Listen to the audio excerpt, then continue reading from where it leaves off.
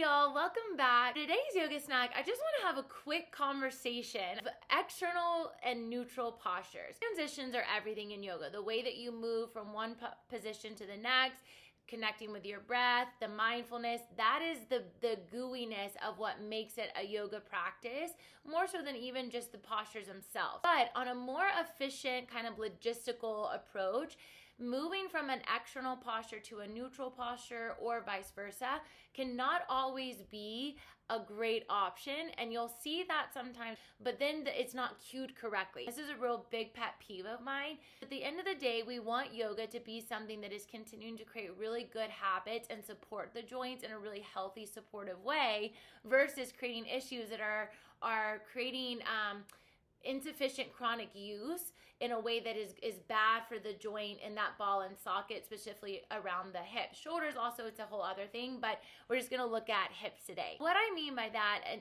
external versus a neutral. Really great example, Warrior Two. My back leg is in an external posture. That hip is open up. If I transition into Warrior One, notice how that hip closes and both hip bones are pointing straight ahead. So on a basic level, it's a position of where my hips are, whether it makes it external versus a neutral. I just want to create self-agency in terms of when you go to a vinyasa class or any yoga class, and especially in a group setting, you're not getting one-on-one instruction, be really sensitive to your foundation and how you are transitioning from poses, because a lot of times we can just move through them mindlessly, not mindfully, in a way that we're creating bad habits and not supporting the joints in a safe way. How do we do that? I'm going to be really sensitive to grouping externals together and neutrals together. Always be really aware of what's going on with the foundation. In a neutral position like Warrior One, which I know some teachers who won't even teach it because of the position of the hip. That's a conversation for a different time. But the foundation is everything, and you'll hear sometimes heel to heel alignment, but even so, taking that base wider.